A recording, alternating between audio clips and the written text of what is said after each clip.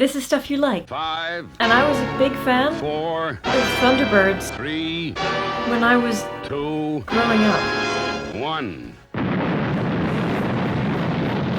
Say it with me now.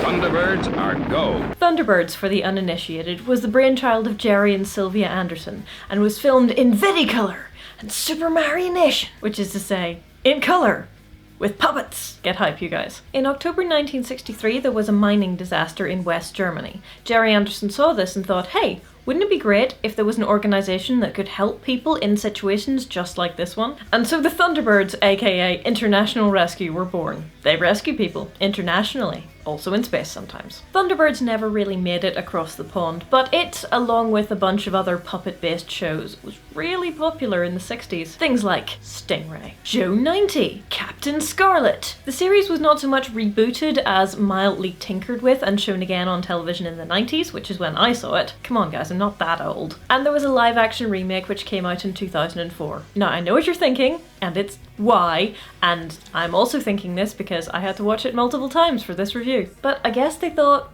why not? We had CGI, they had a budget, kinda? Yeah. But then there was a new series which came out in 2016, which is called Thunderbirds Are Go. Not to be confused with this one. And it has CGI Thunderbirds and CGI people, but real miniature sets, and guys, it's really good. I mean, a lot of children's television is just really good nowadays. So let's do a bit of a retrospective and talk about how you make really good action-packed children's entertainment. And also how you don't. Let's start at the beginning. Have you suffered some kind of major disaster? Has your fantastical machine of the future gone awry? Then you just might need International Rescue, who are secretly the TRACYs, 5 brothers who save the world with their dad. Their mother Lucille died of something. It's not that we don't have an answer to that question, it's that we have too many of them. Illness, accident, avalanche, who knows? Never mind. The dad is Jeff, former astronaut, current billionaire. After the death of his wife, he finds International Rescue and builds the Thunderbirds to help people in distress. The eldest, Scott, pilots Thunderbird 1. It goes fast. He is in charge. Big brothery. Second, or third, but let's go with second because I like this order better, is John, the astronaut on Thunderbird 5. Basically the 911 dispatch of International Rescue. The puppet in question was reportedly not liked very much by Gerry Anderson, and so he got stuck in the space station much more than they had originally intended. Third, or second, is Virgil, who pilots Thunderbird 2, the flying brick with the stuff in it. Also the peacemaking middle child.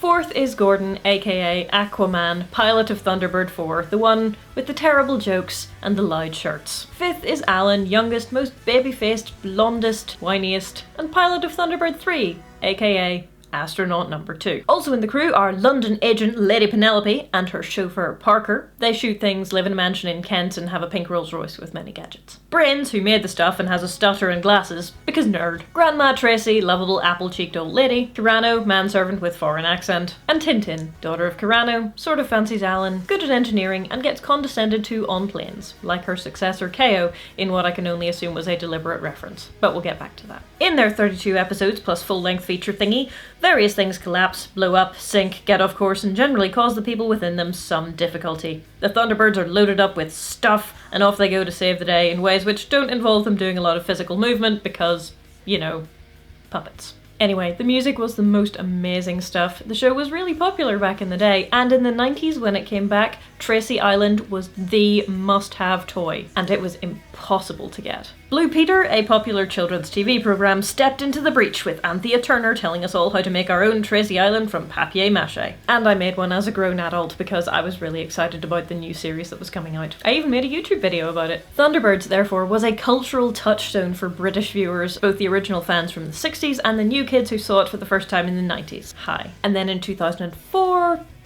yeah, new movie. Gerry Anderson was apparently not a fan of it. It's not hard to see why. Thunderbirds 2004 is a somewhat dubious mishmash of not a lot of sensicalness. It removes almost all of the elements that people liked about Thunderbirds and replaces them with a sort of Thunderbirds flavoured Spy Kids ripoff. Yeah, Spy Kids. Spy Kids, which was released in 2001, made all of the money, and so there were many sequels and imitators. Thunderbirds is, to be fair, probably a tricky thing to make a movie about at the best of times. It's about 5 brothers who save people with their fantastical machines. Now, the fantastical machines bit is cool, but 5 brothers plus supporting cast, 5 distinct personalities to get across, plus Jeff, plus Penny, plus Parker, plus whoever else they might have needed. Yeah, I can see why they would have had trouble. Unfortunately, they decided that the best way to get around this was to make a sort of prequel-esque alternate universe in which Alan is not yet a Thunderbird, Brains has a tween-aged son called Fermat, presumably because we can only theorise where the kid came from, and Tintin has magical powers like her uncle the Hood. Yeah, the magical powers were in the original.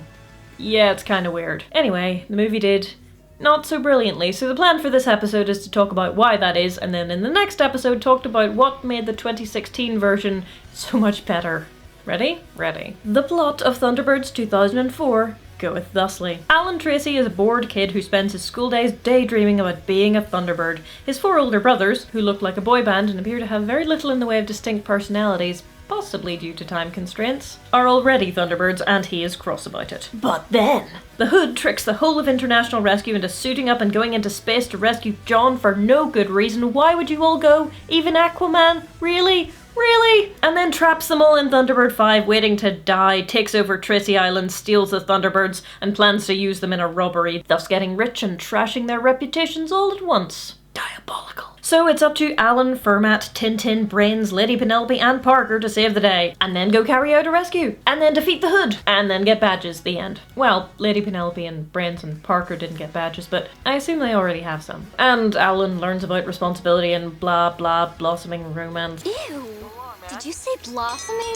I get why they decided to make Alan the main character. I really do. Alan is the young, impetuous one. Alan is the baby-faced, blue-eyed one, the one who appeals to the children. Tintin would be the obvious companion. Fermat is invented to keep the 2 guys and a girl formula that is so popular in children's media, and in adult media. And Lady Penelope is very marketable. Also, she and Parker seem to be the only ones in the movie who are actually enjoying themselves, but they know exactly what kind of movie they're in. The thing is, Thunderbirds wasn't a huge success because Alan Tracy appealed to children. Thunderbirds was a huge success because Thunderbirds appealed to children. Alan is one of an ensemble cast, and honestly, not many people's favourite. I know this scientifically. I asked on Twitter. Turns out the favourite character of the majority of the people on my Twitter feed who actually know what Thunderbirds is?